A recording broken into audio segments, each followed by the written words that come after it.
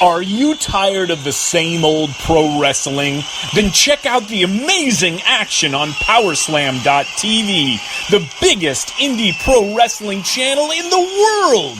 Get over 4,000 hours of the best pro wrestling events from over 110 of the biggest names in the industry from over 15 countries around the globe.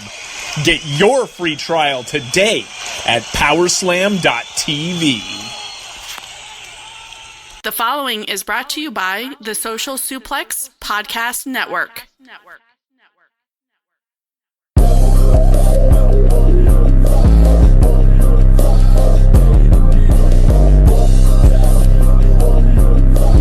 Don't you want to sound rich?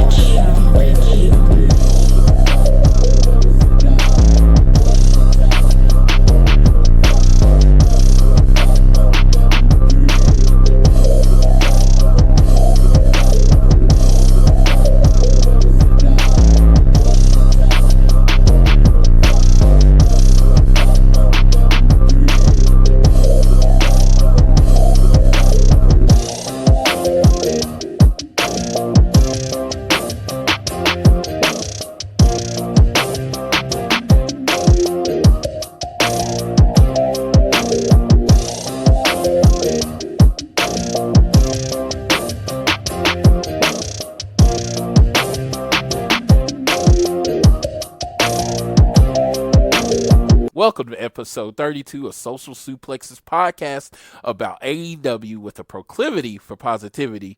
Welcome to All Things Elite. I am your host, Floyd Johnson, and with me today is Amy. Oh, how you doing? Hey, Floyd, how are you? I'm doing so great. This was such a fantastic week for wrestling, and I cannot wait to talk about it with you. Yes, when me and Amy are on, I feel like the positivity is always hovering around 60 to 80%. But when me and you are on, it's like 100 to 105%. I've actually had a friend tell me that he's like, you're almost too positive. And I'm like, well, and then this was before the shows had started. And I'm like, what's there really to be negative about yet? And I was like, well, I'll be negative when it's time. Yeah. But it just wasn't time yet. But yes, we want to start the show before we get into it because we got a big show this week. I want to start by reminding you this episode of All Things Elite is brought to you by Powerslam TV. Powerslam TV, where you get access to over 4,000 hours of content from over 110 of your favorite wrestling brands from countries all around the globe, right onto your laptop and mobile device. If you use the code Social Suplex, you get the first month free. And I'm going to remind you at the beginning of the show, remember, no matter what podcast app you're using, whether it's Apple Podcasts, Spreaker, Podbean, Google Podcasts, make sure you're following the Social Suplex on that and all the shows from the Social Suplex, including Keeping It Strong Style and One Nation Radio. And if you want to, and it's like this is just personal for me, there's this cool new show about 4 episodes in called Amy and Andy Enjoy Wrestling, AAEW for short. Definitely make sure you're following and you're listening to them. It is such a super fun conversation. Amy does not ask me to say this. She most of the time, she will go, well, yeah, 2 times we've done it. She doesn't even know I'm saying it, but you should be following that show. Well, I really appreciate it. And like you just said, I'm grinning and laughing here because I literally had no idea you were going to do that. I'm sitting here like, oh man, you guys, when you listen to Social Suplex and Keeping It Strong Style and All Things Elite, if you feel so inclined, you should give us a rating and a review because those are fun and everybody loves great ratings. But then you come in and throw that out too. And that's so kind of you. Thank you. I appreciate that. Dude, and it's like one of those things. I have, like, a lot of my friends do podcasts, and I'll listen to them, and then I will never say anything. They won't even know I listen to them because they're not very good, and I don't want to tell them that.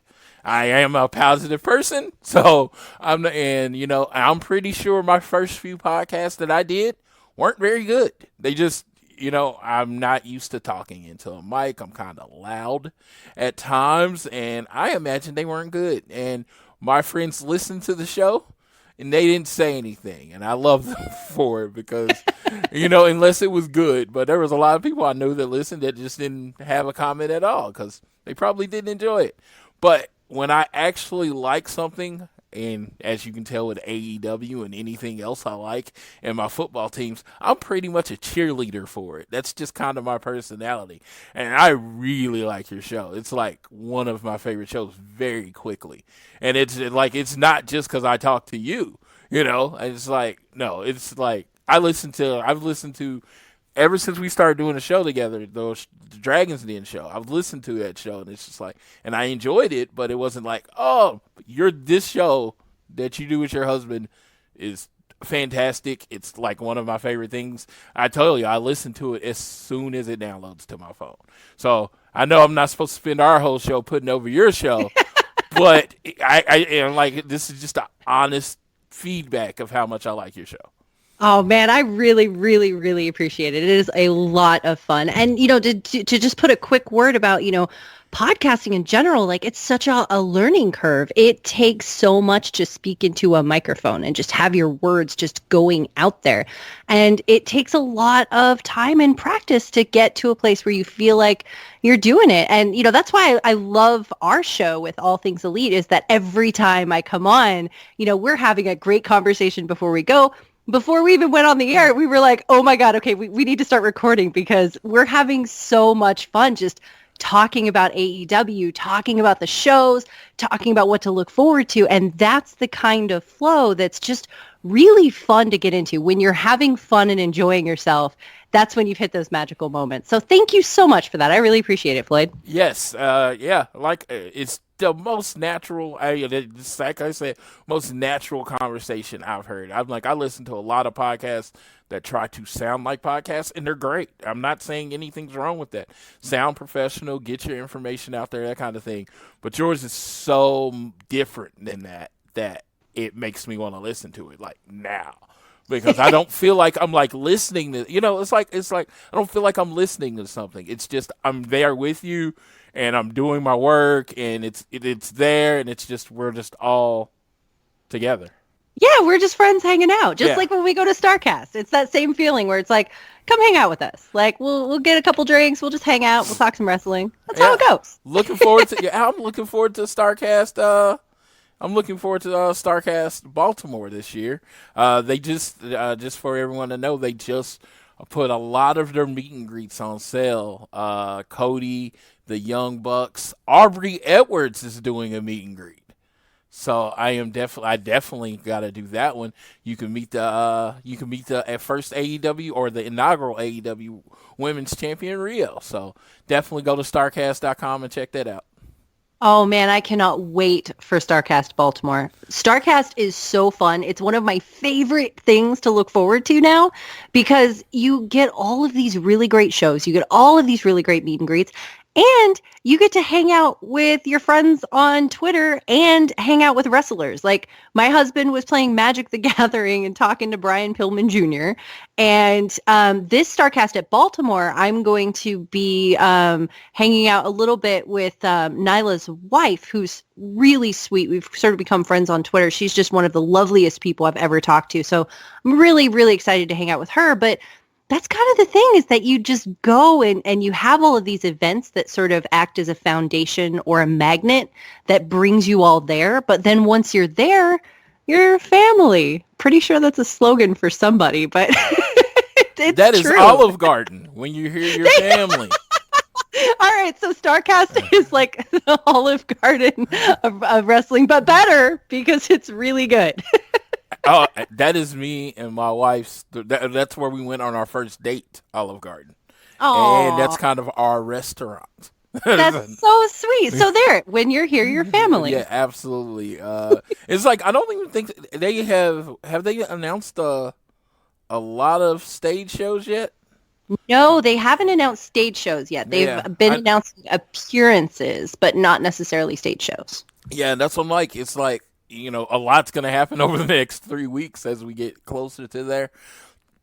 Or, it's a little under a month. So a lot's going to happen over a little under a month away. And The cool, like I said, a lot of WCW legends. The Great Muda's doing a rare American appearance. You can definitely meet MJF if you're willing to pony up the $150 to meet him.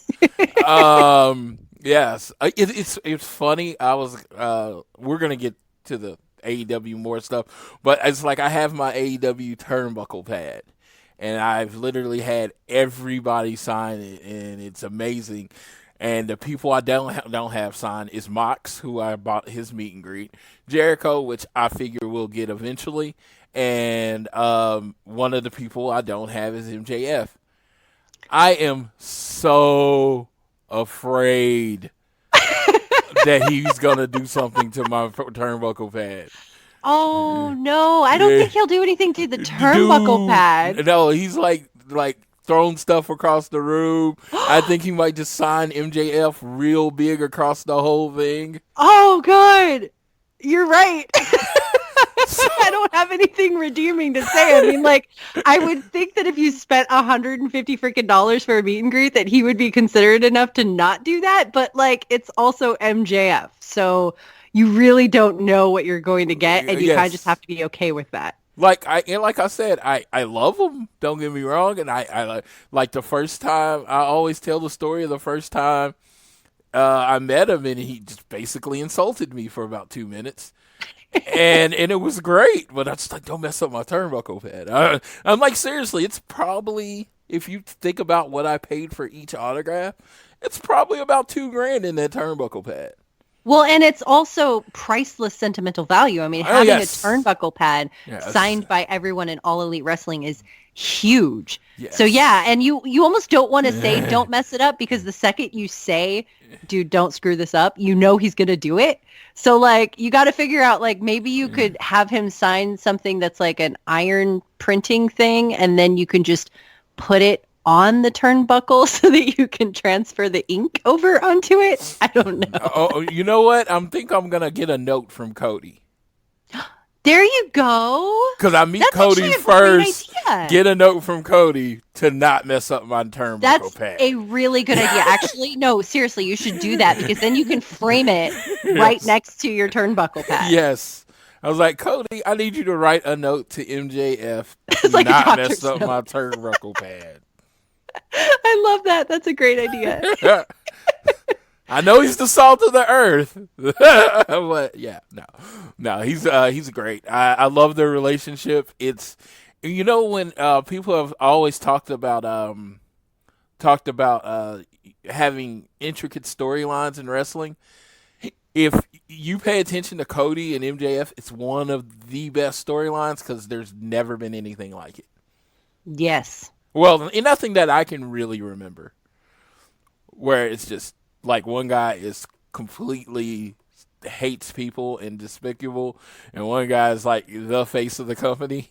And it's like, oh, but yeah, how are y'all friends again?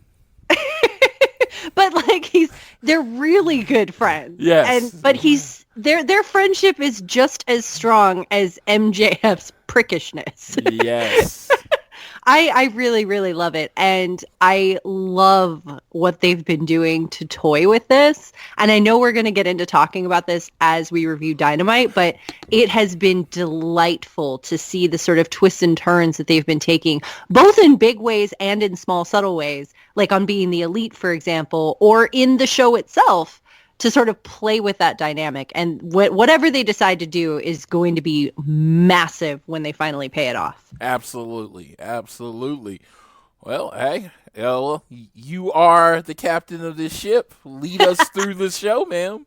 All right, my man. Let's talk about the news of the week. Before we dive into AEW Dynamite and before we review the AEW Dark matches from last week, so we saw those on Tuesday, let's hit into the ratings. So the ratings came out for this week's AEW Dynamite, and on TNT, they hit 1,018,000 viewers, plus 122,000 viewers on True TV, which comes to a total of 1,409,000 viewers last week. Okay, so it's like They lost roughly 300,000 viewers this week. Yes, but at the same time, we've got a situation where you've got baseball playoffs that were going to be running into the show, and there was a confusing situation where you weren't even sure where you would be able to watch it, when you would be able to watch it, and now you've got to kind of tune into this other thing to be able to watch it. I'm really interested in seeing how things look once baseball's over. Because, I don't watch baseball. Yes, I don't either. Actually, baseball annoys me. I actually watched on True TV. I was one of the 122,000 because it depends on. I go to work. I'm driving to work in that 2 hours before the show, between like 5 and 7. I'm getting to work, getting settled, and all that stuff. The last I heard is that the baseball game was probably going to go over, and that the show was going to start on True TV.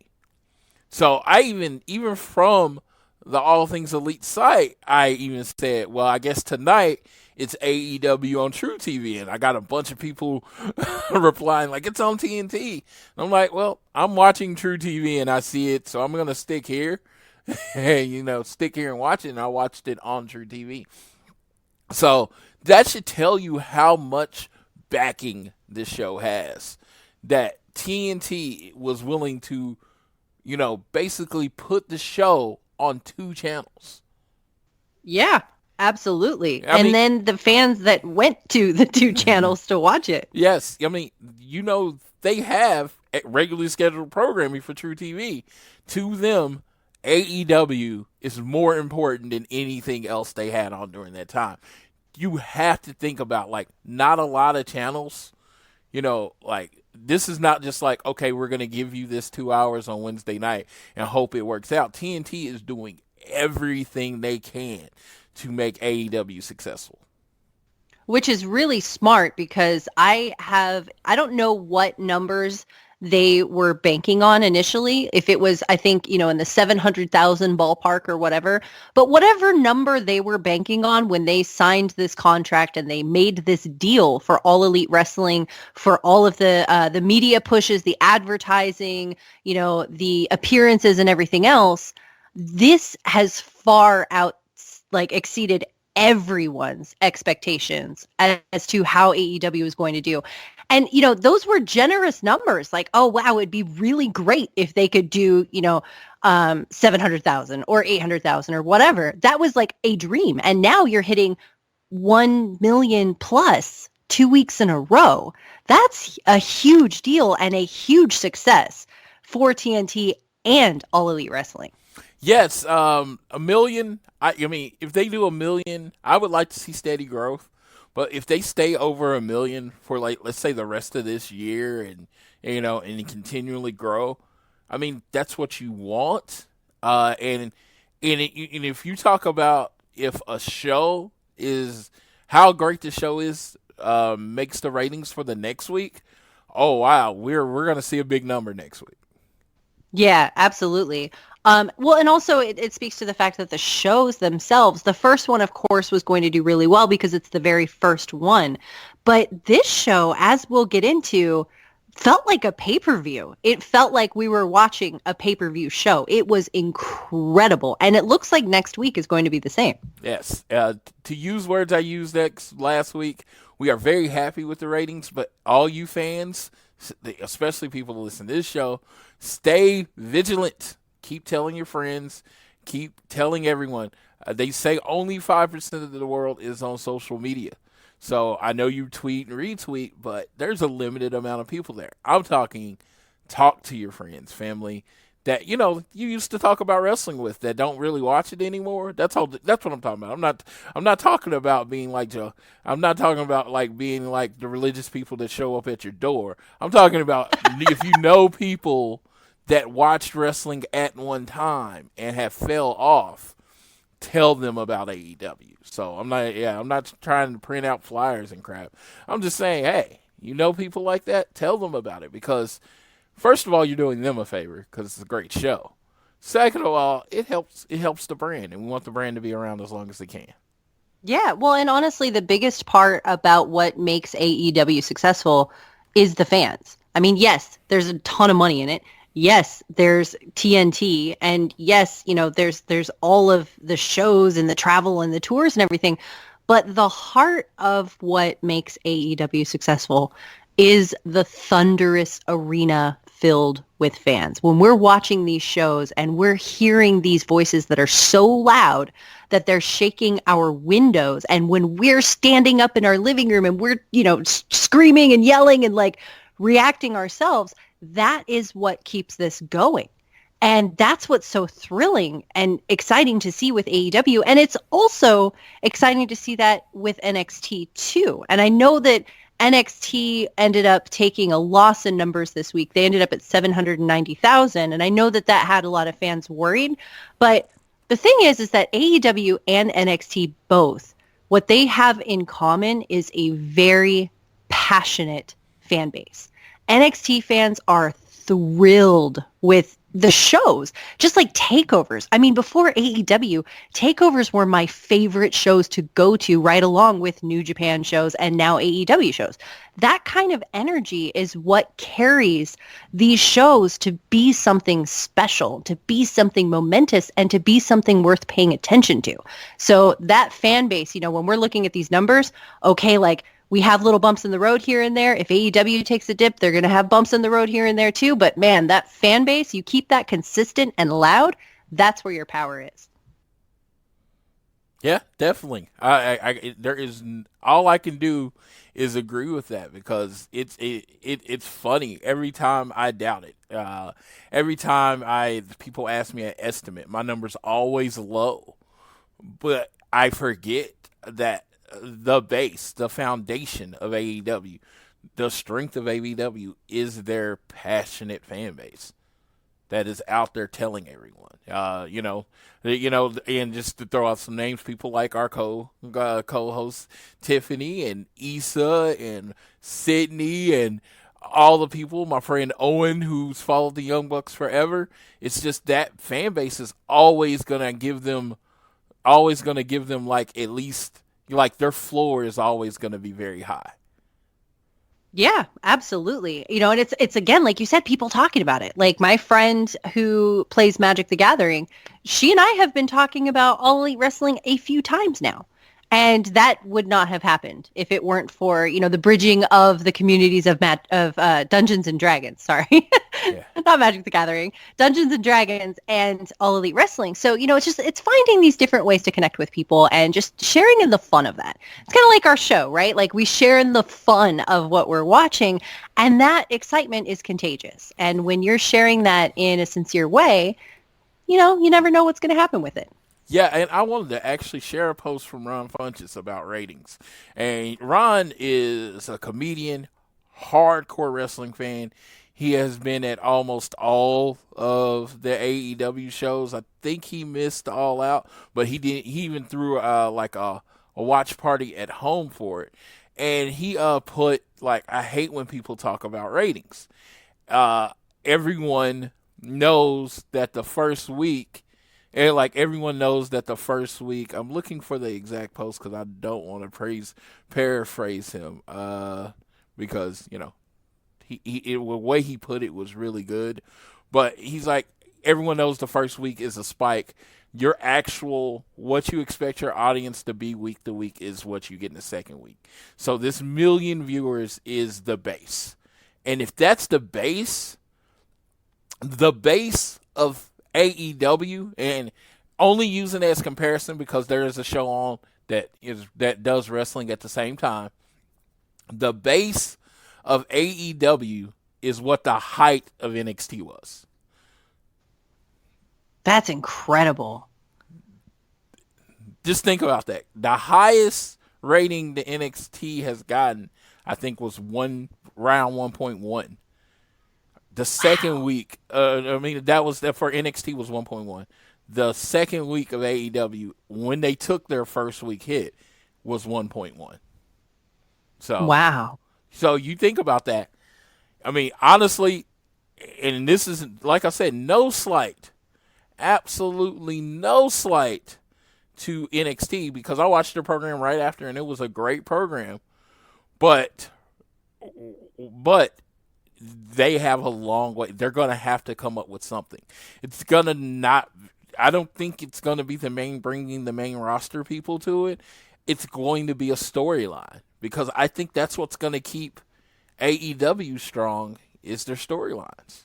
Yeah, absolutely. I mean, NXT has great wrestling. They have great people on their roster, and they also have a lot of people who passionately care about NXT just as much as Cody Rhodes passionately cares about AEW. You know, Johnny Gargano passionately cares about NXT and practically carries that brand on his shoulders, along, of course, with Adam Cole and Matt Riddle. But Johnny Gargano, to me, when I think of NXT, that's, you know, the first name that I think of is people like that. And, you know, with NXT, when you have that kind of talent to put on incredible matches, you got Mauro Ranallo on commentary, who's an absolute legend and automatically hypes everything up just from the sound of his voice.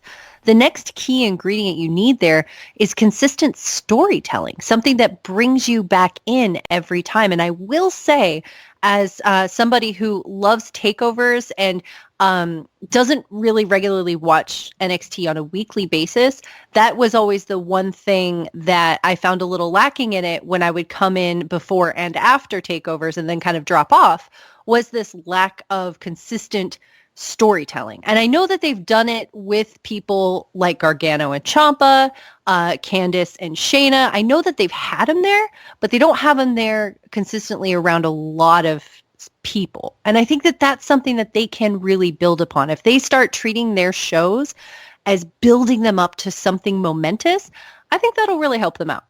Yep, I completely agree. I mean, honestly, and this is, again, no slight to them, moving to Thursdays would help. There's no other wrestling on Thursdays. That's true, actually. That is very, very true. And, you know, and I would watch it every Thursday without a doubt.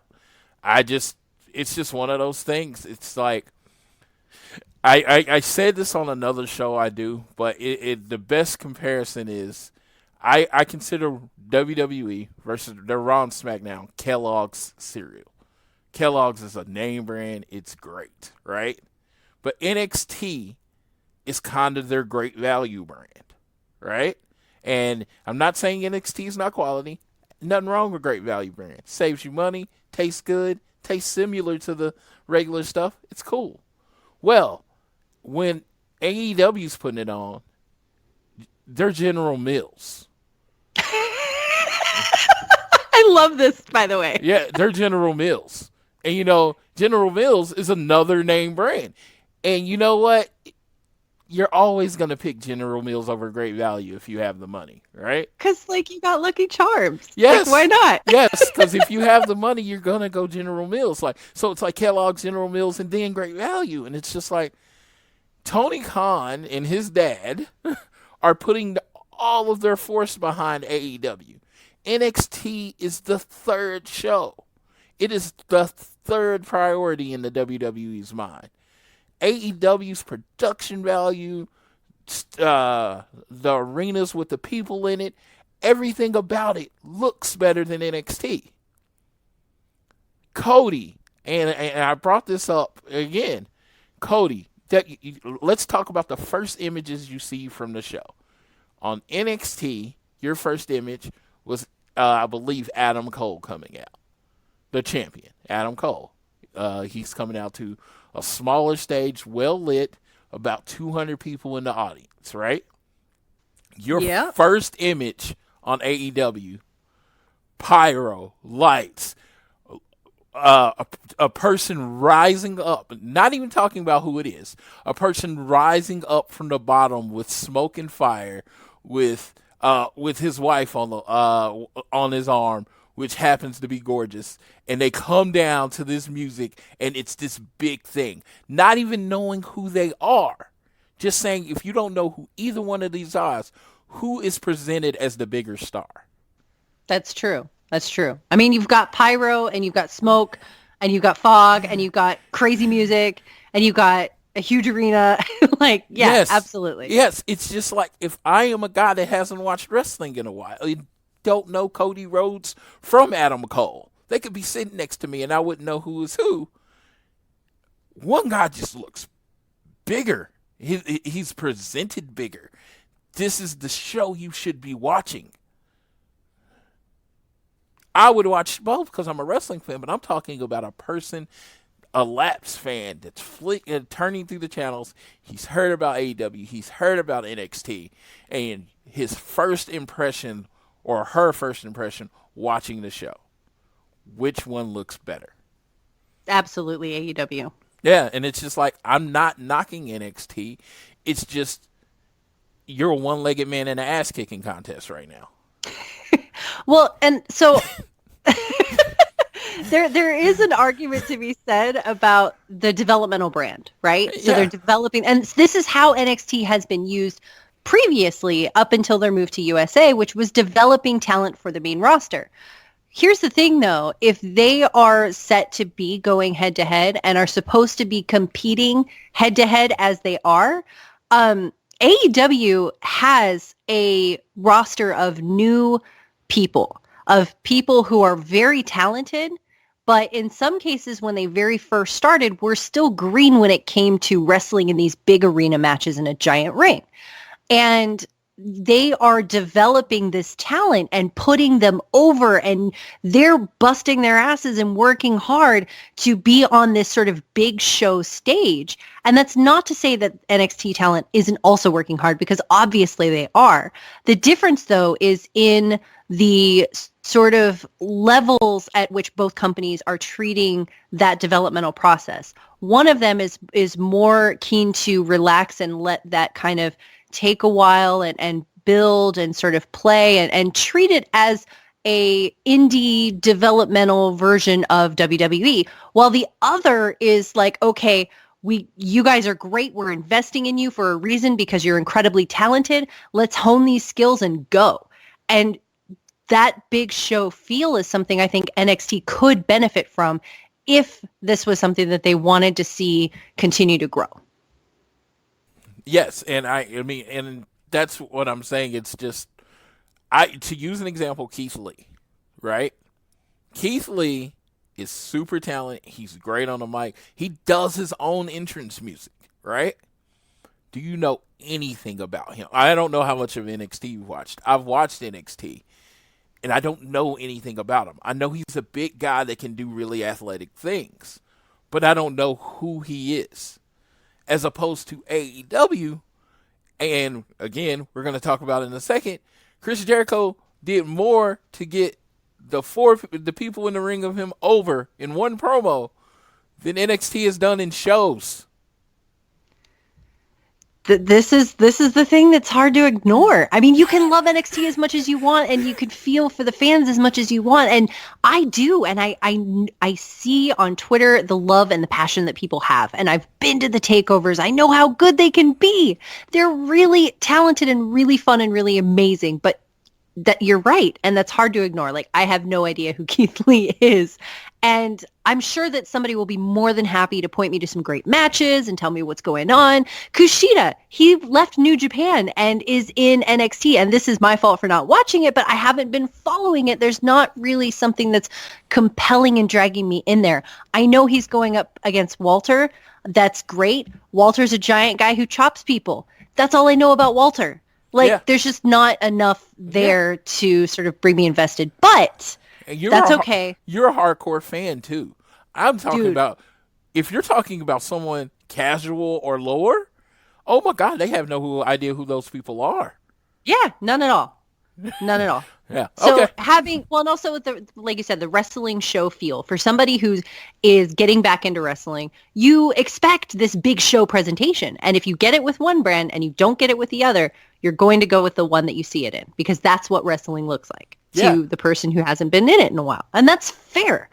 So, because I think Undisputed Era is really cool. I think it's a great storyline. I think it's but they're not presented as a big deal. Dude, I love Adam Cole. He's got a slick chant. Yeah. He's got a great song.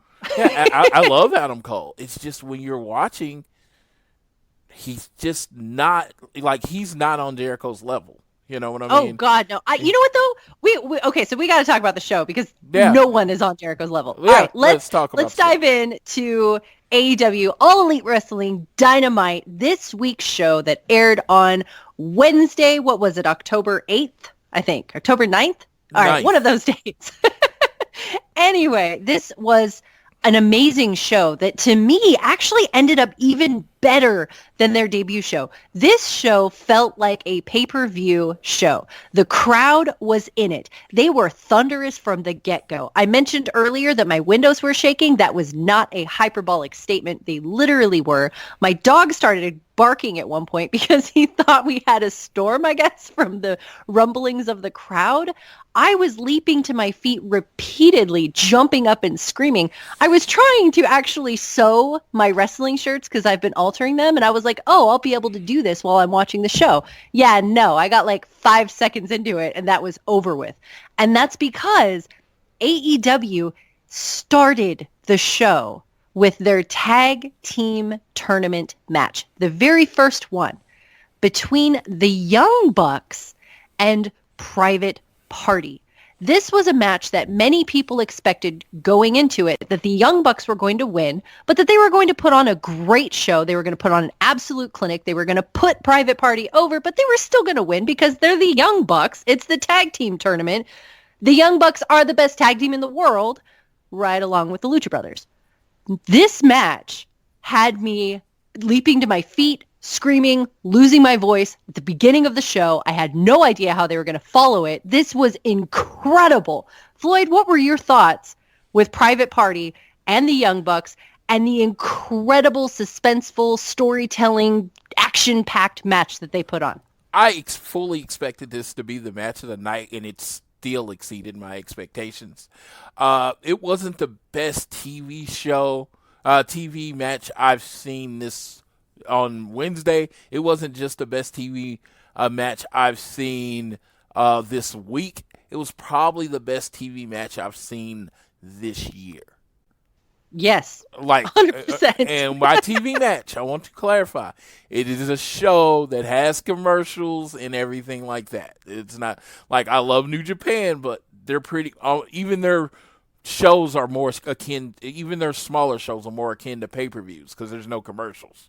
So I'm talking about TV matches, Raw, SmackDown, NXT, those type of things. This was the best TV match I've seen this year. You know what? You mentioned New Japan. I would actually put this match right up there with Ospreay and Shingo for the Best of the Super Junior Finals. Wow. Yeah, see, and I'm not lying, dude. Yeah, see, that's personally my match of the year. And this is coming from a person that was at Cody and Dustin, and you know how much I love Cody. So, no, I think they tore the house down, and it's like in any kind of ratings you want to use, actual in-ring performance, I'd rate it high. Did it tell the story you're supposed to tell? I think that one knocked it out the park. It's like your goal was to get Private Party over. I guarantee you, if there's some kids that watch this show the first time, their new favorite team is Private Party. Dude, absolutely. I mean, you're sitting here. First of all, we've got the Young Bucks doing moves I've never seen before. And this is the second show in a row that they are pulling off moves that I've never seen from them before. And I've been watching them since I got back into wrestling. So that was incredible. But the Private Party won. Private Party won over the Young Bucks on the first night of the tag team tournament. They knocked the freaking Young Bucks out of the running, which showed not only just how good Private Party actually are, because Private Party is an incredible tag team. Young Bucks have been saying that since they signed them, and I freaking believe it 100% now. Number two, what a hell of an endorsement from the Young Bucks to go out on the very first night of the division that they're building themselves, the tag team champion tournament for the company that they have started, and to give that endorsement to Private Party. I mean, not only did they endorse Private Party by that, Private Party endorsed themselves by the show that they put on that have us all buying into this party. it showed you. It said not only did it do everything you just said, all I could do was just repeat it, so I'm not going to do that. It set the precedent that anyone could lose at any time on AEW, and that's an important precedent. I will use the only major company we have as an example. I will actually use both major companies. WWE, most of the time when watching the show, you pretty much have a good idea who's going to win. And a lot of people will check out if they know one guy's going to win. New Japan, except during G1 seasons, there is a very clear hierarchy. You know what I mean? And it's just like, you know who's going to win sometimes. Like at King of Pro Wrestling this week, we know Okada's not losing to Sonata. We know Evil's not beating Ibushi. Right. What AEW has done in their second show, it says, we're going to throw all of that out the window. And we're going to throw that out the window. It started at All Out with Pac just beating Kenny Omega clean. I don't think anyone thought Pac was going to actually win that match. And then on the second show of television, the tag team, the flagship tag team, clearly the top tag team in your company, loses to a relatively unknown tag team. To the youngest tag team. Yes, the youngest tag team.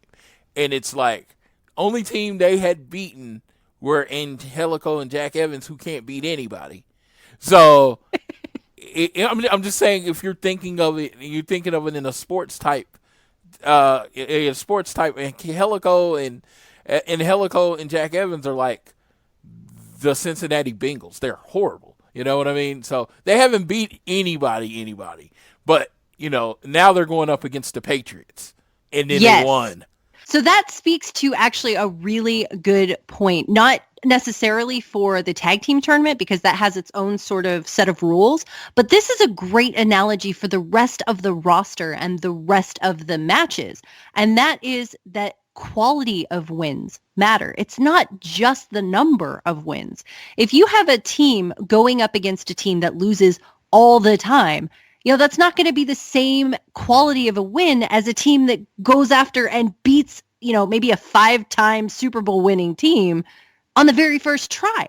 So that type of win is going to have a significantly higher quality and a significantly higher impact on that performer, whether it's Private Party or, say, Darby Allin. If Darby Allin wins Jimmy Havoc, okay, that's great. But if he were to, for instance, go up against somebody like Jericho and beat him, that's a huge impact. So the quality of wins matters. And that was something that Cody Rhodes was talking about too, because as soon as they said that wins and losses matter, we're all out there with spreadsheets and we're all keeping track of them. But that quality speaks to a higher level, I think. And that's really cool to see here, paying off in the tag team tournaments on the first night. And just like Tony and Cody said, it's truly going to make more difference when each person has like 10 matches. When you're dealing with people that only have like 3 or 4 matches, it is really difficult to say, well, this person has a better record and this person has a better quality wins. But like this week, they were like, well, why isn't Neville in the picture? And, everybody's like, they jumped ahead. And I'm like, hold on. Unlike other places at times where you don't get answers, I think they're going to answer your questions. And in this episode, they answered your question. But for a Private Party, it was huge. Everyone was talking about it online. People were loudly exclaiming it. Tiffany actually called Private Party winning. That's amazing. Yes, that's so good. She actually called Private Party winning. I thought that was awesome, and it sets the standard for the rest of the tournament. Like, you have Lucha Brothers versus Jurassic Express later on in the tournament, and I had penciled in Lucha Bros. Just that Lucha Bros are going to win. Well, that's not really how this works. It's not how this is rolling. You know what I mean? Anybody could win, and that is a thrilling thing to see. Yes, and it's like, yes, there is a hierarchy, but they got to earn it. So I definitely, yes, this match was one of my favorite matches. I can even honestly say it was one of those things. I tried to come home and actually get my wife to watch it because it was just so entertaining, so high flying. That's kind of her type of match. She needs stuff going on, She doesn't want to see anybody grab a chin lock or anything like that. So, yeah. And I was telling my friends, I was like, dude, I know I've been bugging you about giving it a chance, and I know you've been trying to push me off. Just watch the first match this week. Just watch one match, and if you think I'm an idiot and if this is not the type of wrestling you want to watch, just tell me I gave it a shot, and I'll leave you alone. There you go. We'll see. And I was wondering how in the world they were going to follow this up, because they just put on a main event level match, a pay-per-view main event level match at the beginning of their show. And I was like, all right, good luck to whoever follows that. Yeah. Okay, what music hits? Judas. Yeah. Jericho comes out. I'm like, what the hell? Like, I'm losing my mind again. Why is Jericho coming out right now? What is going on with this show? And before we get into what Jericho did and just the level of masterful magician work that Jericho has, I just want to say that is what is so exciting about AEW, is that I have no idea what to expect in these shows, and they keep surprising me, and they keep me on the edge of my seat, and they keep me excited throughout the entire show. And that is what's so fun about AEW and about AEW Dynamite, is that I feel like a kid on Christmas morning every Wednesday, and it's awesome. Yes, it's the greatest thing ever. And I honestly give this to all wrestling. They have taken days that people dread. Got a case of the Mondays. Everybody hates Mondays. Hump Day, which is Wednesday. Everybody hates hump days. And with wrestling, when it's good, when it's really, really, really good, it makes you look forward to those days. When people would ask what my favorite day of the week, they'd be like, oh, it's a Saturday or something. I'm like Monday. Now my favorite day of the week is Wednesday.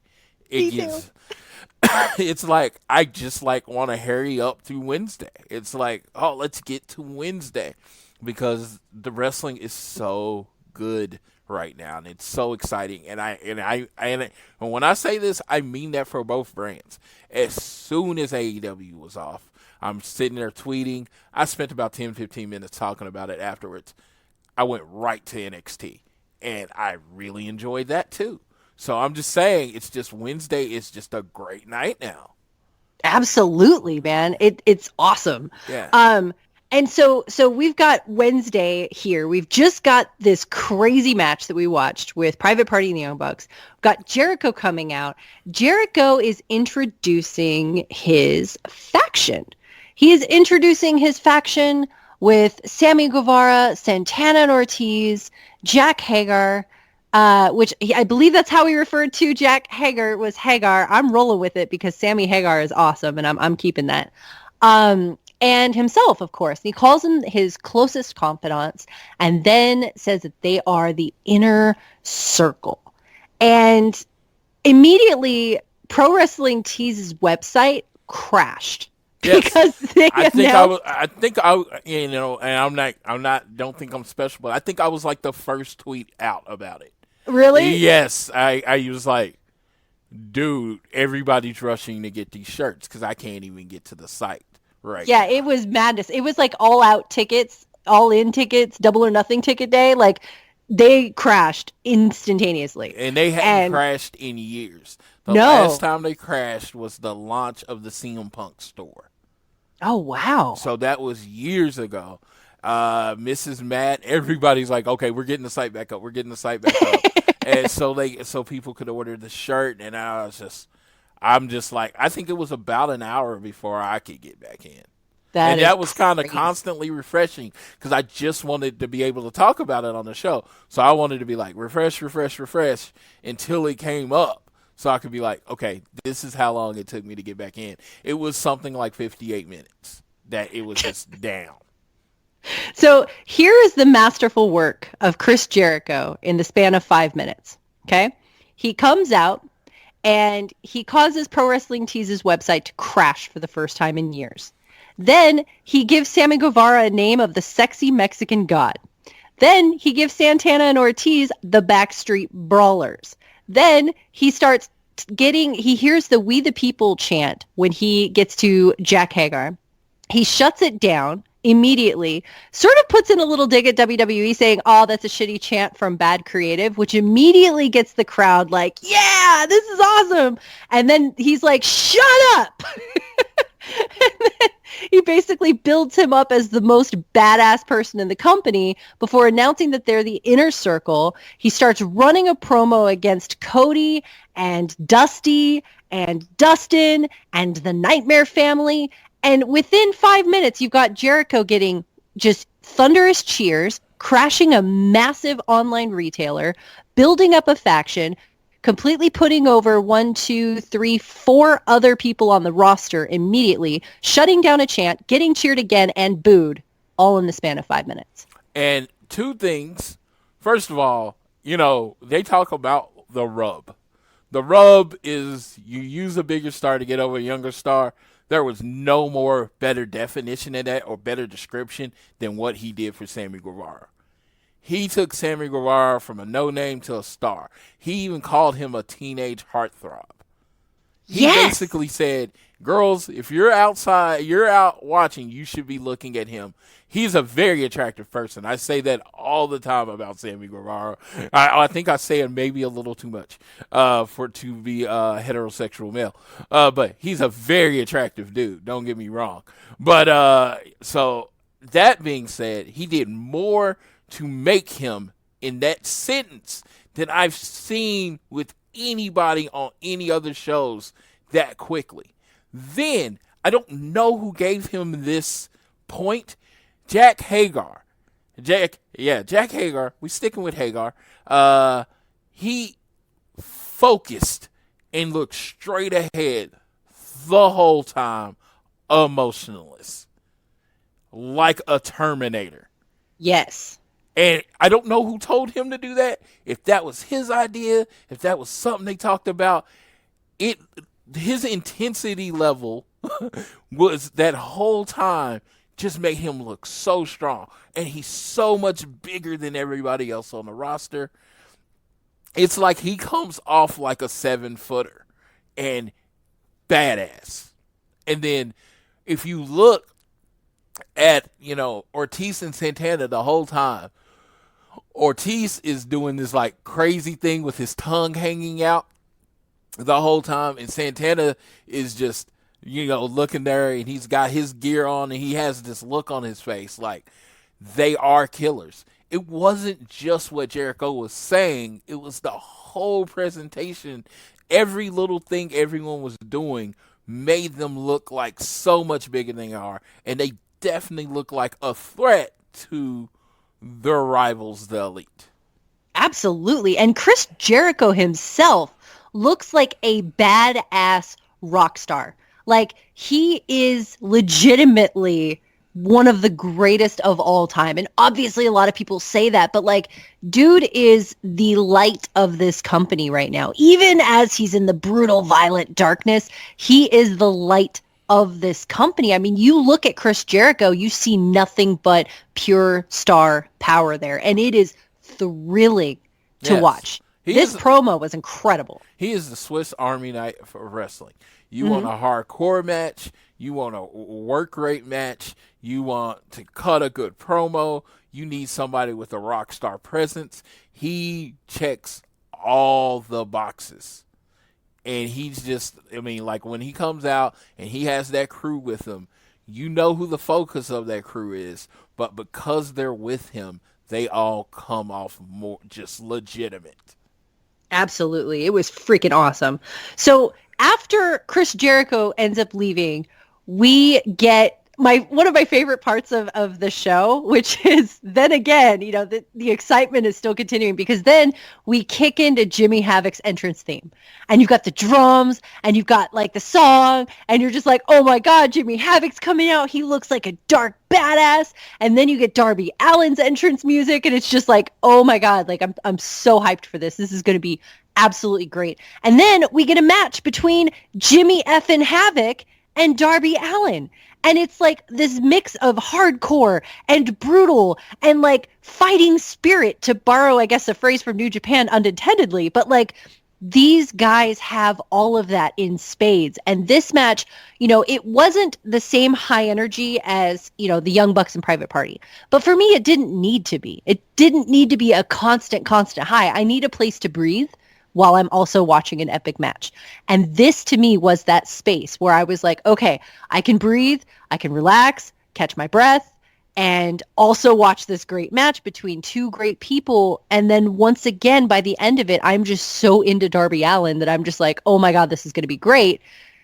And then future implications of what Darby Allin could be doing dawns on me. And I'm just like, oh my God, this kid, Darby Allin, is going to be a star in All Elite Wrestling. He's on his way there. He is going to be a huge star in wrestling. Yes. Let me tell you, the first time I heard about Darby Allin, Everything Elite, another podcast, it's on Voices of Wrestling that I listen to every week. They love Darby Allin. They used to do a show called Everything Evolves, and they're big time when they were in Evolve. Darby Allin was in Evolve, and he was a push commodity in Evolve. So they love Darby Allin. So I mean, I really didn't know who Darby Allin was, and my education came from them. And the dude, seriously, willing to kill himself, and like for everything. It's a part of his gimmick, but it comes off a lot in the way he wrestles, that he is willing to do anything to win, which is freaking awesome. And I mean, this match was really good. I tried to tell people, and I've been drumming and marching along, that Jimmy Havoc knows how to wrestle. I've been saying, I was like, he's not all hardcore stuff. This dude knows how to wrestle, and I'm glad he got a chance to prove it. Absolutely. Absolutely. So Darby Allin takes the win here. And now we're sitting here with a situation where you have this tiny death-defying demon who is hypersonic speed. He's not afraid of pain. He's actually, though, not only is he one of those sort of psychotically gifted wrestlers in how intense and reckless he is, very much like the X Games with skateboarding, very hearkening back into that style, but he's also an extremely talented wrestler. But you have this tiny little death demon, and you have Judas, the grizzled veteran monster that is Chris Jericho. And because Darby Allin won this match, he now has a title match with Chris Jericho. And that, to me, is huge. Because, again, you have a situation where, win or lose, going up against Chris Jericho, that's going to propel Darby Allin even further. But just the match itself is going to be so fun to watch because they're both so similar, but on sort of the opposite ends of the spectrum of maturity in wrestling. Does that make sense? Yeah, absolutely. Absolutely. It is very much like the match that what Jericho's about to do for Darby, Cody kind of started. And then Jimmy Havoc, again, he's working with nothing but veterans, Jimmy Havoc, and Shima. He worked with Shima. Again, put him over, building a star. This is how you build a star. Absolutely. And Darby Allin, oh my gosh, I cannot wait to see his match with Jericho. This is going to be so fun. Dude. So good. The coolest, the end of the show we're going to get to. Yeah. The coolest thing ever. It's going to be so good. Okay. Yeah. All right. So next match we have is a women's tag match. We have Emi Sakura with B. Priestley versus Riho and Britt Baker. Now, this was really fun because we get to see the Joshi girls tear it up again. And I love the chemistry and the speed and the intensity of what they're showing of Joshi wrestling. When they get into these matches, they have very stiff kicks, very stiff elbows. Riho is flying around like a crazy, unstoppable madwoman. And Emi Sakura, I love her. I love her Freddie Mercury getup. I love her "We Will Rock You" chant. I just adore her in every aspect. I really liked that she was teaming up with Bea Priestley here. Again, who is also, I think, was the women's champion in Stardom. I don't know if she's still currently is. She is currently the Stardom Red Belt champion, which is their highest title. There we go. So you've got a lot of Stardom talent in this ring. And it was a really fun match because of that. Now, this is where when we say that even though this podcast is super positive, that when things aren't really clicking, that we'll talk about that. And so that's where I'm going to go right and let here. me tell you, it was funny because I had planned to talk about something on this show, and then I listened to your show last night, and like, Andy stole all my ideas. Oh! He stole everything I was going to say. And I was like, you know what? I'm going to say it anyway. Go for it. I am told Britt Baker is the biggest star in the women's division. I have seen nothing to drive home that point or make me care about Britt Baker. I gotta agree, man. If you want to keep rolling with this, go. Yes. I mean, Go. it's The like, floor is yours. it's like, and the best person I can compare her to, and I tried to come up with my own comparison, is Roman Reigns. Roman Reigns looks like the guy, right? Yeah. He's got the look. He's got everything. He should be the guy, right? But when he gets on the mic and when he wrestles, you're just like, eh. That's a very apt comparison. And it's like, yeah, you should be great, but I'm not feeling it. And that's what it is with Britt. I mean, technically she's fine. I just have zero emotional attachment to her.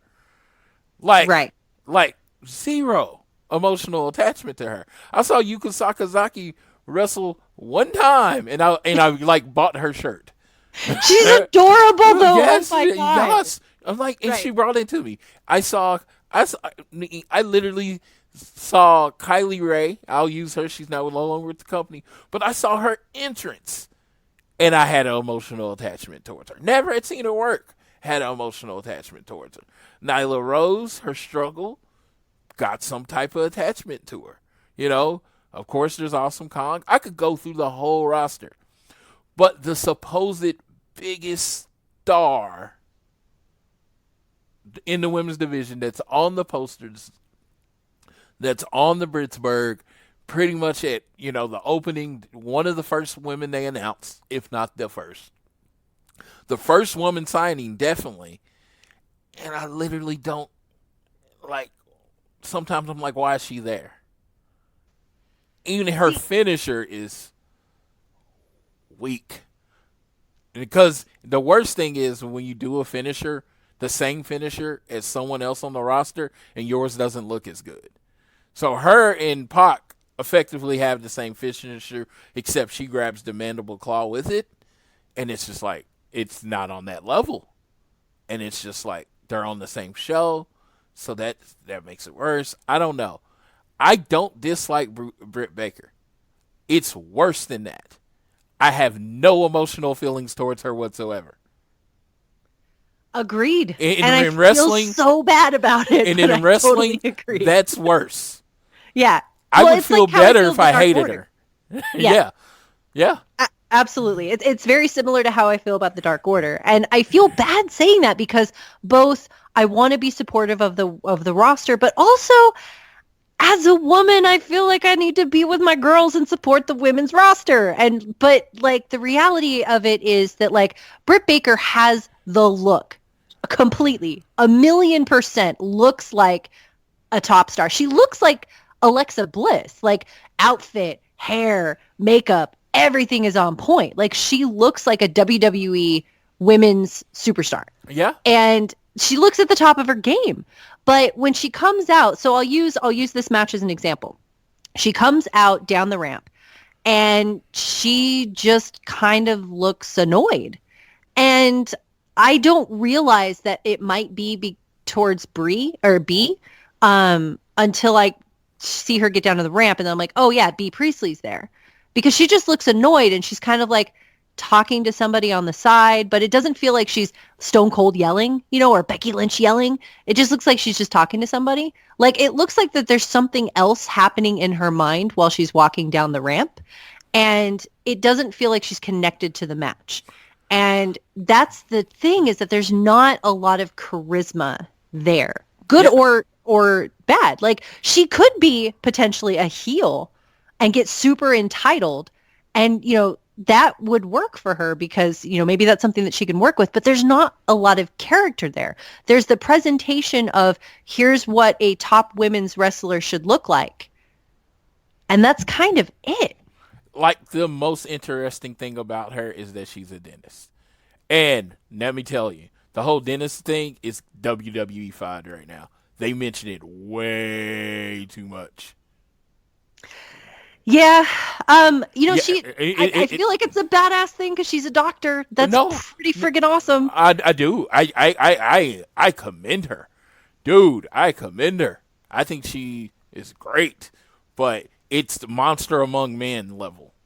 Yeah, agreed. And I think that when you said it was like Roman Reigns, I think it's very similar the big to that. dog. You have exactly. to know she's a dentist, and everything has to be a dental pun or a mouth pun or anything like that. And it's just, okay. Which I would be okay with if there was a character with it. Yes. Because so far what I'm presented with is, here's what a top female wrestler looks like, and she's a dentist. Yeah. I have like a character. I have like a sort of bio bullet points with her, but I don't have anything that grabs me, that pulls me in, that connects me to her and her story. And it's not because, man, I don't want to, because I do. I was like gung ho with her when she was announced, because I remembered her in the match at All In, and All In was such a spectacular show and such a high of never having done this kind of thing before, that was just excitement that carried over into her signing with AEW. I was still hyped for her based on that match.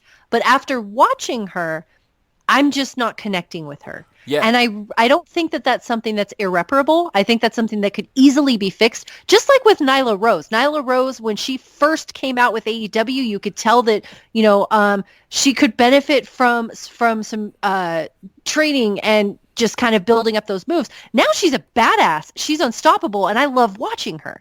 So that's what I mean sort of when we were talking about the developmental aspects of AEW versus NXT, is that there are still people who are working on honing their skills. Yeah. The difference is that they need to do it. And I hope that Britt Baker is in a situation where we see her ride on coattails of already being pushed as Roman Reigns. I hope that she grabs the bull by the horns and runs with it and makes me care about her, because I really, really want to. Yeah, I think heel turn's the way to go. Through listening to your show and listening to Andy, I think heel turn. I think she carries herself like a heel. Her facial expressions is that of a heel. Like, she is better than where she is right now. Like, that's what it came off to me. Like, her face is like, I'm above all of this. And I think that will come off better as a heel. I heard her, when I watched the show back, I heard her on commentary. Yeah, no emotional reaction. I didn't hate her. I didn't love her. That's the problem. I hate to keep harking on it. It's that I literally don't have any emotional cares about her. And it's great because you can fix that. Yes. You can make me hate you, or you can make me like you. Pick one. I don't care which one it is, but you should do one of them. You should do one of them. I'm saying at this point in time, and I don't know if it's the character development, but she's kind of forced down your throat, but not really telling you why you should care. She's tough. Doing wrestling and going to dental school, man, that has to be hard. So not only just dental school, but to become a doctor. Yes. Like, you're not like a hygienist or anything. And I'm not disparaging dental hygienists or anything, but like a doctor, like medical school. Yes. Like that's crazy. So, I mean, clearly there's a mindset there, right? An analytical mindset where she's got all the things. There's an emotional element there. And if she puts as much focus into that emotional element, whether it's as a heel, whether it's as a face, whatever the situation may be, run with that. Tackle that with the same passion, and we will be with you because we want to be, but right now we're just not. Yeah, and I honestly can say I'm kind of low on the women's division in general because they seem to put so much focus in her, and she hasn't landed. Oh my God, give me more Allie. We'll talk about Allie when we get to the dark matches. Yes. But give me more Allie. Yes. All right, let's move on to the rest of this card so that we can then talk about, Allie as well. So the next match after this, or I guess I should say, we had Britt Baker and Riho win this match. Britt Baker tapped out Emi Secure. Yes. Then went after B. Priestley again, or B. Priestley went after her, and then Aubrey Edwards separated them, and they're still building with that. I love Aubrey Edwards posted a picture, and she's like, "Why people, when people ask me why I work out so much," and it shows her separating them. Dude, she's a badass. I love her. I can't wait to meet her. I really can't wait to meet her. She's so great. So then we have Jon Moxley versus Shawn Spears. So I don't quite realize that this is Shawn Spears when his entrance hits and he's out in the dark and light shines on a chair and he's sitting in a chair. He looks like a boxer. And I don't quite realize it's him. I actually thought it was like Randy Orton or something. I was like, who is that? And my husband's like, dude, that's the chairman. I was like, oh my God. Like, he looked so cool. He's got a new outfit. It looks like boxer robes. He's got like this red studded leather thing that's hanging on over a hoodie. He's sitting on a chair. Tully Blanchard comes out with him. It's him and freaking Moxley. Like, how hyped are we for this match? We've got Tully Blanchard throwing Moxley into the steel chairs and busting his head. Like, dude, tell me your thoughts on this match because it was so good. The match was great, but I just want to say, again, to a point, Shawn Spears is a guy that's not going to win a lot in AEW, we expect. Hopefully, things change, but he's not presented as a person that's going to win a lot. Let me tell you, presented better than 80% of the NXT roster. Yes. He's presented as a star. Even though they don't plan on winning, he got presented as a star, and then Moxley's entrance, he comes out in the wrestling gear. Freaking dope. We got G1 Moxley, which is that's my favorite Moxley. Yes. So we got G1, and this match was physical, and a lot of people will look at the result and see Moxley won, and that's great, but he gave Shawn Spears a lot in this match as far as offense. Shawn Spears led a couple times, Again, sometimes doing the expected thing is just the right thing to do. And Moxley winning this match pretty definitively was the right thing to do, but especially what you're doing in the future. But Shawn Spears still looks strong. Absolutely. And I think that's the best thing about AEW here is that even in the losses, Darby Allin and Cody Rhodes, Shawn Spears and Jon Moxley, everybody's coming over looking stronger and better and more star-powered than they were before. I think with the exception of Kenny Omega and Pac, but that was because, again, they're building a storyline with Kenny Omega. Every loss matters, just like every win matters. And these losses aren't casting people aside. They're building people up. And it's fantastic. I will say that I have one complaint about this match. I talked about it a little bit on Twitter, which was that they brought Pac out for commentary because they had an angle at the end of the match that they were going to have Pac be involved in. And that's fine. I get why they were doing it. I get why Pac was there because he was talking about his own storyline, the wins and losses counts, him supposed to be being in the title picture. All of these things were understandable. But with so much happening in the ring and with this having such a big match feel to it, it was completely jarring to have a completely unrelated story being told to the match that I'm watching in the ring. My brain was just like, I can't focus on either one of them now. And like, I couldn't, I'm going to have to rewatch this match because I couldn't concentrate on the match when I was concentrating on Pac's storyline, and I couldn't concentrate on what Pac was saying when I was trying to watch the match. Did you have that problem too, or was that just me? You know, in this case, I would say it was just you. The one thing I loved about him being on commentary, they addressed any concerns about the whole he is how did Pac get skipped over. They did it by saying, hey, they showed you it's a storyline. The storyline is Pac asking, how did I get skipped over? There you go. You got the meta question right there. Yeah, and it was just like, it was so awesome that, you know, all you saw on the internet was people like asking this exact question, and it was addressed. And it was addressed right. Pac is pissed that he got skipped over. He doesn't think he is the one that they want to be champion. He thinks management is afraid of him. That is perfect, because it's building up Pac as even more of a badass. And fair enough. When he gets skipped over the next time, it's kind of built-in storyline. There you go. Well, and I think, like you said, they address it on the show. Yeah. So, like, you know, there are so many times with WWE and with New Japan, with any other wrestling company, where we're sitting here going, okay, why did this happen? This doesn't make sense. Okay, no, but really, why? Like, why is this happening?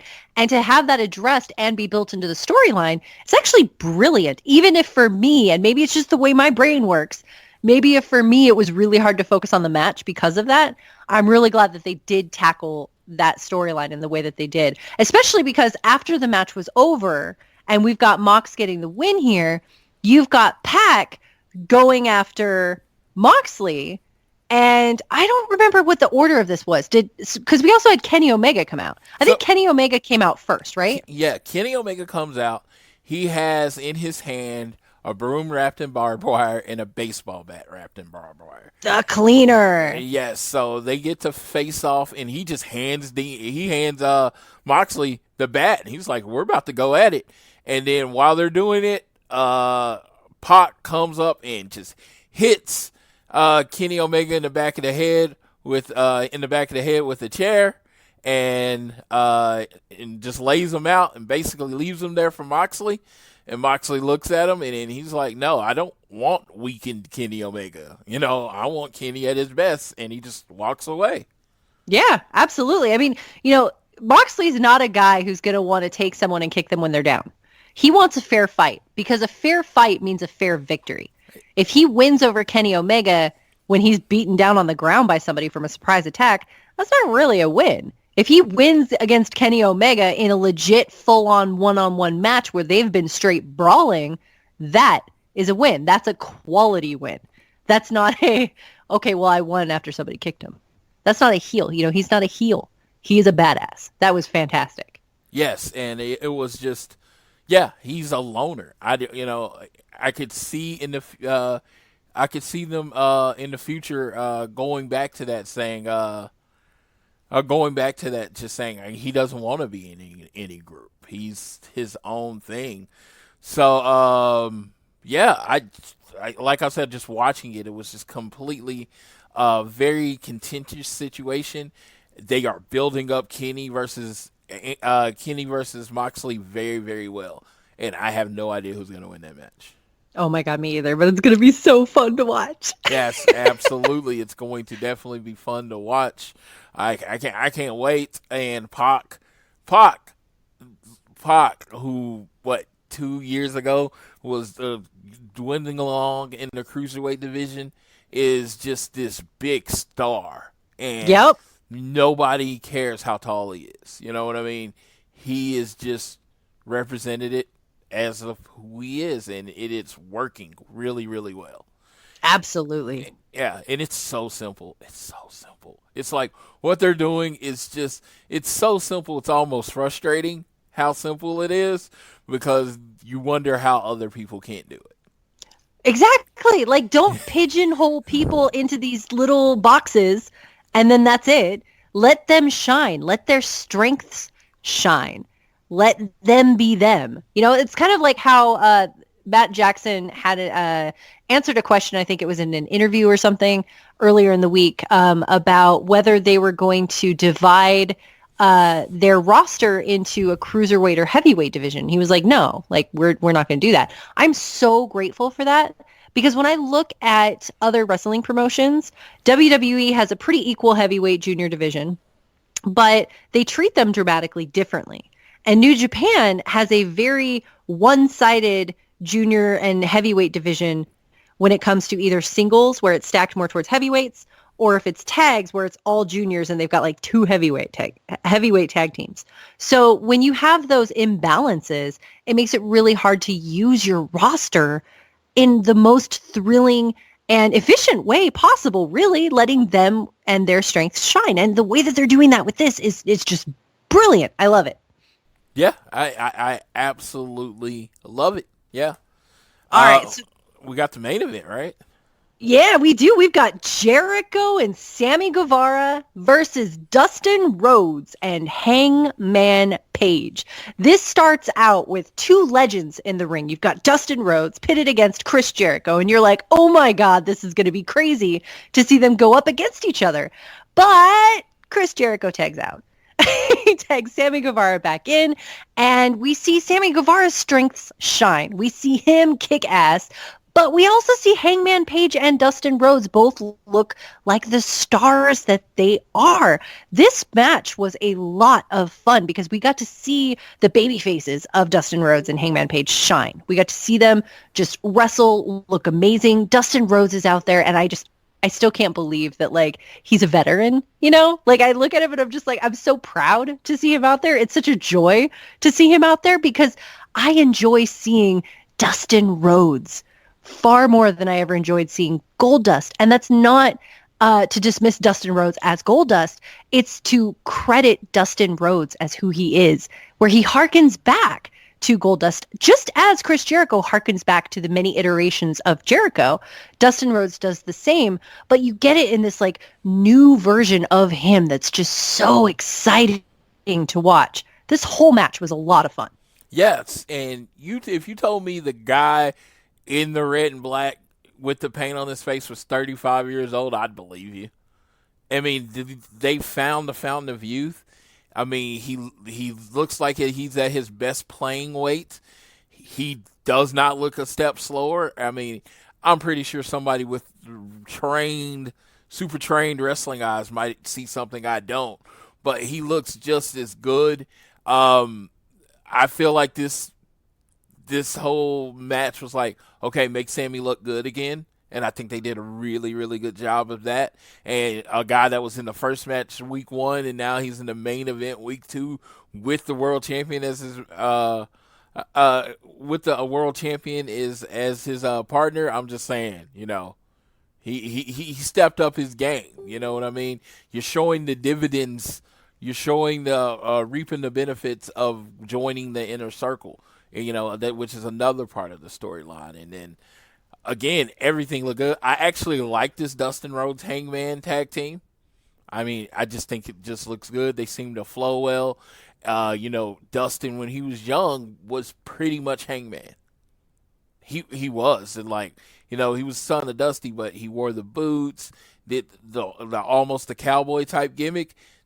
They're very, very similar starts of their careers.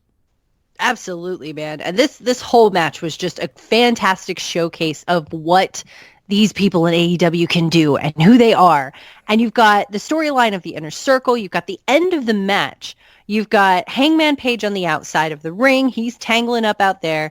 You've got Sammy Guevara distracting the referee. Dustin Rhodes is going after Chris Jericho. Looks like he's about to get the win. But I think it was Jack Hagar comes running in and knocks Dustin Rhodes down. And then Chris Jericho comes in with the Judas effect, and it's over from there. And at that point, you've got a good old-fashioned beatdown where the Inner Circle is taking down Dustin Rhodes. And it's at this point where you're just like, oh my God, like this is just one man up against all of these people. Hangman Page comes in and he's like, hell no, dude. He starts trying to throw out clotheslines, but nope, they've got him too. Because again, you've only got 2 people in the ring up against the Inner Circle. Then you've got oh my gosh, it's Santana and Ortiz. I don't know if it's Proud and Powerful or the Backyard Brawlers or whatever their names are now. You've got them running out. And they are Proud and Powerful. Thank you. And their shirts will be called, they called PNP, and they'll have actual Proud and Powerful shirts out soon. So, okay. Yeah, that's been in their Twitter name, been in their Twitter bio, but they kind of just made it official that that's going to be their name. Good. Okay, so we've got a name for them. Awesome. So we got Proud and Powerful. They're coming out. They're running out. Everybody's piling on Dustin. And you need somebody to come out and save them. Who's it going to be? The crowd knows who it's going to be. We know who it's going to be. The crowd is chanting his name before the lights even go out, but the lights hit. And then, instead of seeing somebody come running down the ramp, the lights come on. And you've got Cody motherfucking Rhodes in the ring, white suit, ripping off his tie, ripping off his cufflinks, staring down Chris Jericho. This was badass, dude. This was amazing. You're watching this show again for the first time. I want to say, who are the 2 stars of this show? There's no question. It's Chris Jericho and it's Cody Rhodes. The lights going out, that stance that he has when the lights come up, where he's staring at everybody. Like, oh God, this is like when the lights came on, this is the one motherfucker you didn't want to be there. You know what exactly. I mean? Exactly. He looks pissed off as hell yes. that you're fucking tearing down his brother, and you're like, oh hell no, it's about to go down. Yes. So. No, oh, this was great. No, so that's what I was just saying. It's just one of those things that it's one of those things where it was like it was presented. It wasn't just what happened; it's how it was presented. Believe me, I've seen people run out for the save, but the stance, the look, the glare, like, oh, he got his ass kicked last week. Now he's back this week, and it's and in essence, then he gets jumped by Ortiz and Santana from behind, and he just jumped from Ortiz for Santana from behind, but it kind of evens out. Did anyone else come out? Yeah, because then no, dude. Okay, so Cody Rhodes comes out, right? He's tearing down Chris Jericho. Everything's going down. It's all awesome, badass, great. Santana and Ortiz come out. They jump Cody Rhodes. Chris Jericho jumps Cody Rhodes. Dustin's lying on the ground. Hangman Page is taken out by Jack Hager in the back. All of a sudden, somebody comes running down the ramp, and that's MJF. Yes. And he comes down to the ring, and he picks up a chair. Chris Jericho picks up Cody Rhodes in a sort of tree of woe position, but he's on his knees and he's holding him up. And MJF is looking at Cody. He's looking at Jericho. He's looking at Proud and Powerful. What the hell is he going to do with that chair? What were you thinking at this moment? Because I was freaking out. Here. My whole thought process, and this is 100% my thought process, they can't be doing this yet. Don't do it. Yes. It was like one of those things. It's like one of those things I never want to happen, but I think it would be very interesting if it never happened. But if if their relationship continues, because you would always be looking for it. But the fact is that it's just, there was a 50% chance that I thought he was going to hit Cody. It was 50-50. I can't say I leaned towards either way. And I was holding my breath. And then, he makes the right decision. He makes the right decision, and it is not hitting Cody Rhodes. Yes. Yes. All right, so then you've got the situation where Inner Circle comes. They've won, they've dominated, but they're splitting up for now because you've got You've got steel chairs now. So they get out of the ring. Chris Jericho's bleeding a bit from his lip. He's holding up the title. Looks iconic as hell. He's talking trash to the ring at Cody Rhodes. And we still not done yet. Because now Darby fucking Allin comes rolling down the ramp on a skateboard. Ollie's off of the skateboard into Chris Jericho for another beatdown leading up to their match, which is just nuts. And then we close out the show with Jericho being taken out by this tiny death demon, and Darby Allin is now in the ring with the Elite, which is now obviously an established faction already, but now it's even more so because they're against the Inner Circle, and Darby Allin is with them. And Cody Rhodes is looking at Darby like, okay, all right, but he's also staring daggers at Jericho, but he's still kind of looking back at Darby Allin because they got their thing, and it's just, wow, what a way to close out that show. Yes. The Darby Allin skateboard thing, as a person that could give a crap about skateboards, was one of the coolest non-wrestling things I've seen in a long time, like outside of the ring. Him just being in character, skateboard, that's the perfect way for him to attack Chris Jericho. And Chris Jericho's like even if he saw him skateboarding, he's like, what the hell, why is this dude skateboarding at me? This is weird. And then next thing you know, he's on top of you, punching you in the head. And I love how Darby doesn't just throw head punches. His attack is just as random as he is. It goes head, stomach, stomach, stomach, head. You know, he's just throwing fists like how you would in a real fight. You know, every punch is not going to the same place in a real fight. You're just trying to hit them whatever way you can. And that's kind of how Darby Allin hits. Absolutely. And it makes for a fantastic thing to watch. Yeah. Their match is going to be dope. Yeah. Okay, so we've got this show closed out. It's in the books. It's an amazing show. Feels like a pay-per-view. It's spectacular. It got killer ratings. Real quick, let's run through the dark matches that aired the night before Dynamite. On AEW Dark. Make sure everybody's watching that on YouTube. It had and when I checked, I tried to do the 24 hours. It was at 512,000 views. Wow. Like See, honestly, like, it's a great show. It felt like watching AEW Dynamite. Those matches, the dark matches that they're putting on, are incredible. If you are on the fence with watching AEW Dark and you think, oh, it's just going to be like some house shows, nah, dude. These are legit awesome matches to see. So last week, we had a tag team match. It was a triple tag team match between the Lucha Bros and Jack Evans and Angelico and Private Party and the Best Friends. So it was actually an 8-man match. Orange Cassidy also got involved in there. It was an awesome, awesome match. We also had Britt Baker and Allie versus Penelope Ford and B. Priestley. And we had SCU versus Luchasaurus, Marco Stunt, and Jungle Boy. So we also had Darby Allin and Shima, as you mentioned earlier. This was just an awesome card. Yes. And the dark matches after Dynamite that we'll get to see next Tuesday are also an awesome card. Did you have any thoughts? Were there any matches here that really stood out? Because I know for me, Darby Allin and Shima were incredible for how great Darby Allin was. Plus, I just love Shima. The women's match, real quickly, loved Allie. She is everything that I want to see in a women's star right now. She's got the outfit. She's got the look. She's got the charisma. She's got the moves. She is, to me, the top star in AEW's women's division right now. Yeah, from the show, the 4-on-4 match reminded me of a New Japan starter match. You know, one of the first two matches of a New Japan show I thought that was pretty cool. Everybody kind of got their thing in, and they told the story really well.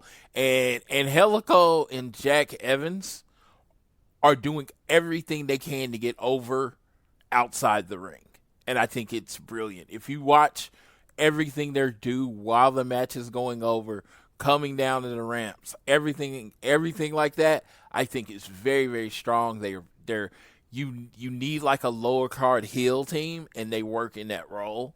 B. Priestley is just, I can't wait till they just let her have her one-on-one match, because she's really, really good. And it's just, I don't think she does tag matches well. She almost seems disinterested in tag matches. I thought the match was good. Allie gives it her all every time she's out there. She's very entertaining, very good to watch. But it's just something, I love B. It's just doesn't look like she cares about tag matches at all. And that might just be a part of her character. She might just be all about her. I think the Lucha Bros are going to be the team in this division. I just feel like they get pushed that hard. But the Shima and Darby Allin match, again, Darby Allin's been wrestling a long time, don't get me wrong, but you see what they're doing. They're putting him with veterans. And when you see him beating veterans, you see him beating these long-established people, it makes him look bigger and like much more of a star. Absolutely, man. It's incredible to watch him. I really want to see every Darby Allin match now. Like I get super hyped for. Speaking of which, though, let's take a look at the card that we have for next week's AEW Dynamite. Again, I just want to remind everybody out there who's listening to this is a weekly show card. This is not Full Gear's card. This is not All Out's card. This is not Double or Nothing card. This is Wednesday on TNT for AEW Dynamite. Okay? Yeah. We have an... It's like week 3. I mean, this is week 3. This is crazy. And it's just like, it's escalating and it's amazing. Oh, it's so good. So we're gonna start and then build up towards the main event, okay? This is where we're starting, okay? We've got SCU versus Best Friends for, I believe this is part of the tag team tournament bracket, okay? Yes. Then we also have Luchasaurus and Jungle Boy versus the Lucha Bros. Okay, let's just let that sink in. Jurassic Express, Lucha Bros. Dinosaur Guy, Jungle Boy, Pentagon and Phoenix. That's going to be amazing, okay?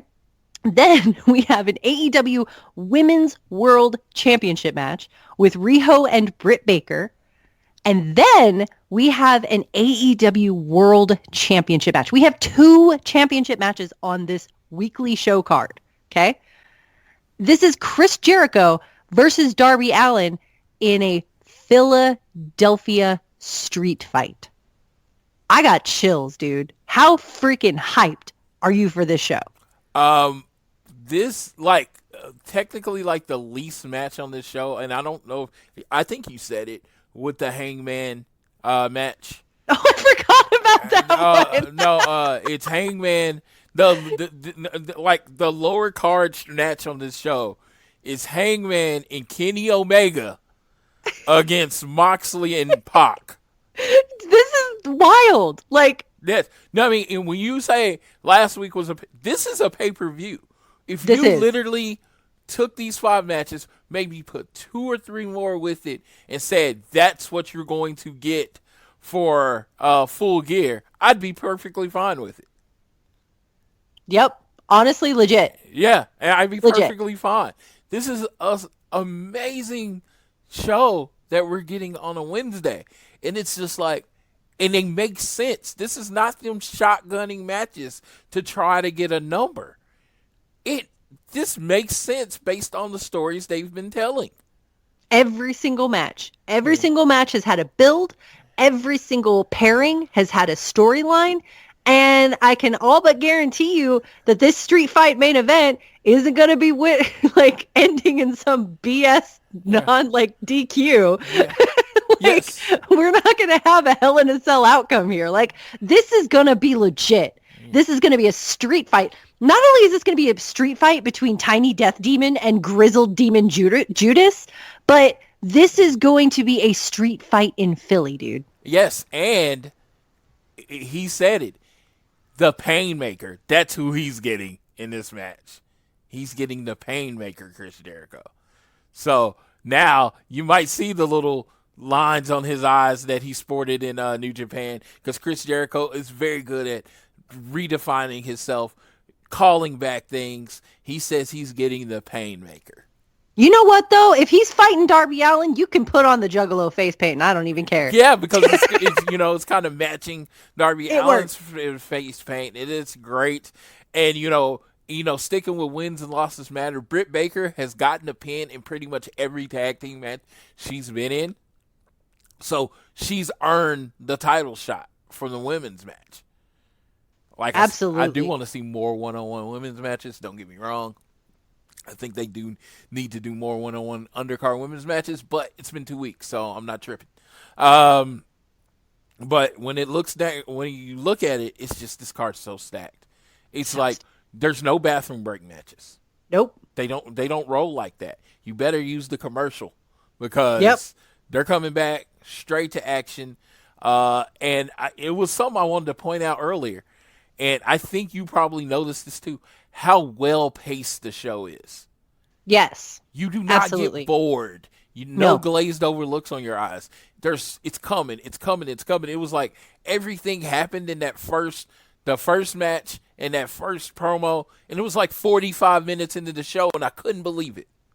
Yeah. Well, and also by the end of the show, I still want more. Yes. I'm left needing more. I'm left going, oh my God, seriously, we're not going to get to see the dark matches until Tuesday? That's a week away. Oh my God, I'm dying over here. Like, that's a great feeling to have. I would so much rather feel a desperate need for more than a boredom, lethargic coma.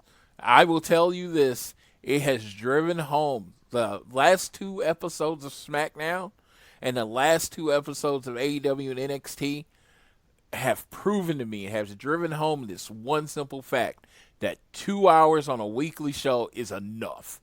Absolutely. Anyone that goes over more than 2 hours is just it's going to be hard to do. Yep. Absolutely. It's just, I just don't want to watch wrestling anymore after the 2 hours. You know what I mean? It was like, in this one, it's like, of course I was pumped up and I wanted more, but I was like, I wanted more as in I'll wait till next week. You know what I mean? It wasn't to the point where it's like, oh my God, I need another hour of that show. It was like, man, that was great. It was done well. They completed the storyline for the night. That's what I want to see, that kind of thing. And it's just, I just think anyone's doing more than 2 hours is asking for trouble. And that's, like I said, and that comes from watching NXT, SmackDown, and AEW. This has nothing to do with just it being AEW. It's just 3 hours is just too long. I agree, man. And so again, we're looking at next week's show. You've got 2 tag team tournament matches. You got Kenny Omega and Paige versus Jon Moxley and Pac. You've got 2 world title matches, women's world title match and the men's world title match. I'm going to leave it on this note because I think that words from the man himself, you can't do better than that. Cody Rhodes tweets, so AEW Dynamite this coming week is actual effing dynamite. Card stacked. Let's go. No one can say it better than that. He's my guy for a reason. This is, I think, as far as the in-ring, I think it's going to be the best show. Absolutely, man. Yeah. I cannot wait to watch it. I can't wait to talk about it with you guys. Yes. And I cannot wait because next week I know our girl Tiffany, the heart of the elite, is going to be on this show talking about Dynamite. I cannot wait to hear it. This is going to be amazing. Yes. We had a really it's fun and it's a really good week. And when you were on Twitter and you were on Twitter too, so I want you to give your thoughts. Did you see really any tweets about the other wrestling that was going on at the same time? I didn't see much about NXT until it was over, but the stuff that I did see about NXT was really excited and passionate. But my entire timeline was filled with AEW. That's what I'm like, and we follow everyone. I follow Izzy, the Bailey super fan. I follow Cody, her dad. I follow a lot of WWE people. I have a lot of WWE friends. Nobody was tweeting about NXT. And it was just, it has taken over Wednesday nights in my circle. I'm like, I don't think I represent the whole world, but in my little square of the world, all they were talking about was wrestling that was on TNT. So I always say stay vigilant, tell everyone about it. Don't think of them as you harassing them. Thinking of it as you doing them a favor because the shit's good. It is good. It is legitimately not rose-colored glasses on good. Absolutely, man. And next week is going to be straight fire. Yeah, oh my God. It's just like, yeah, it's like, I was like, week 1, good. You were good. Week 2, great. Week 3, I feel like I might be going out of crazy. But that's it. We've covered everything. We've covered the week. So I would like to leave you with this. Again, stay vigilant, and whatever you do, whether it's homework or school, always do your best to be elite.